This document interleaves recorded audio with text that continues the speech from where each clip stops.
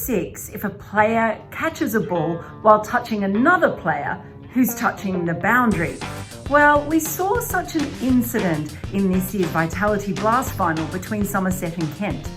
And to take us through the incident and explain the law behind it, I was joined by Fraser Stewart of the MCC. This is Seems Legal.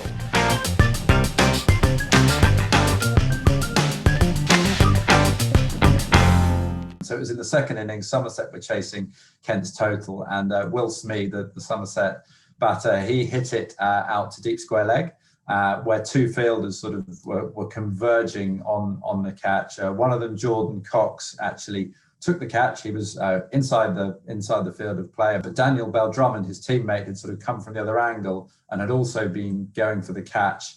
He sort of ducked out at the last minute, seeing that Cox was going to do it, but so he fell to the ground, ended up on the ground with his body over the boundary. So he was clearly grounded beyond the boundary. His legs were inside the boundary, and the key thing was his legs were in contact with Jordan Cox, who had the ball in his hand. He'd taken the catch, but was still moving. So the catch hadn't been completed because he wasn't in control of his own movement by that stage. So the question was that sort of chain of contact from the ball in Cox's hand through Cox's body down to his feet, which are then touching Bell-Drummond's feet, which are touching the rest of his body, which is beyond the boundary. Is that chain of contact enough to mean that the ball was actually deemed to be beyond the boundary and therefore it should be 6? The umpires reviewed it under sort of incredible time pressure and scrutiny and actually opted for giving it a 6. But sadly, that was probably the incorrect interpretation of the law, because this was something that we actually foresaw might happen, and we changed the law in 2017 to cater for it. So the law now says that a fielder is grounded beyond the boundary if some part of his or her person is in contact with any of the following. So a boundary or any part of an object used to mark the boundary. So that would be the rope in this case. That wasn't happened. The ground beyond the boundary, well, Cox, who had the ball, wasn't beyond the boundary, so that was okay. Any object that is in contact with the ground beyond the boundary.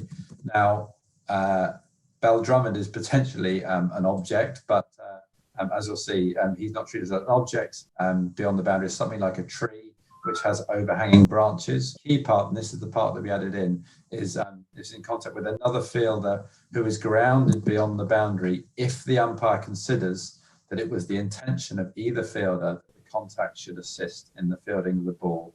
And so that's the thing that we put in, that if the contact is accidental, as was the case here, and that the other fielder is not helping the other fielder take the catch, either by, for example, lifting him up or sort of pushing him so he doesn't topple over the boundary, then if they were doing that, then it would count as being grounded beyond the boundary. If any such contact is purely accidental, then that's not deemed to be a sort of chain of contact, and so it should be that is given as out. And this is a law that we've done quite a lot of work on in probably the last 10 or 15 years. We've seen, and for great reason, the standard of athleticism by the fielders these days is really amazing. We've seen some of these incredible fielders parrying catches to their teammates or going over and jumping back in and things. And we think those are fantastic for the game. They're brilliant bits of athleticism. They're exciting for the crowd. And so we wanted to try and find a fair way of allowing those sorts of catches. That is absolutely fascinating to know. And it's one that comes up all the time, because we have seen, players when they had a foot out or before they left the air and took the catch and came in, and that sort of changed as well. Are there any other areas within this particular law that you think you might look at in the future, or anything that comes up?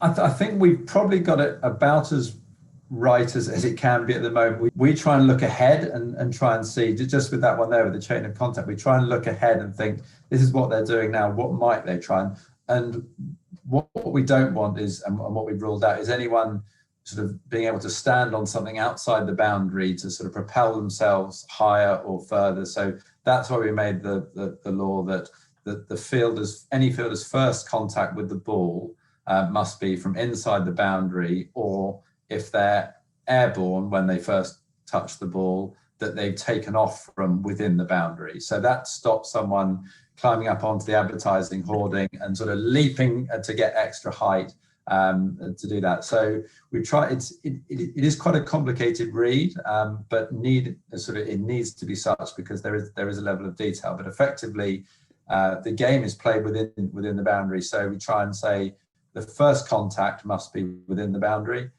Thereafter, if a fielder does go outside, he or she can do that as long as they're not in contact with the ball and the ground at the same time. And that's where we see the fielder sort of, chuck it up in the air and then hopping in the air to parry it back over, which makes for great telly. And we've seen some fantastic examples of it. And the players practice this hard now, and it's a real skill. And I think it makes for good viewing.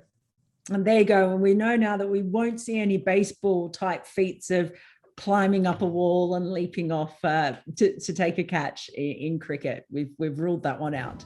Now, here on Sporting News, we're going to keep our eye out for other interesting incidents around the world of cricket and the laws that govern them. And we'll get Fraser Stewart back on to explain them. So if you have something that you're dying to know more about, or you don't really understand why a certain decision was made, please leave your questions in the comment section below or send them to me on Twitter. The handle is @MelindaFarrell, and I'll see if I can put those to Fraser for you.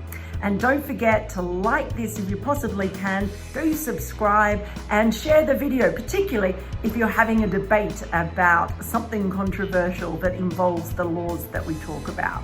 So I'll be back soon with more Seems Legal.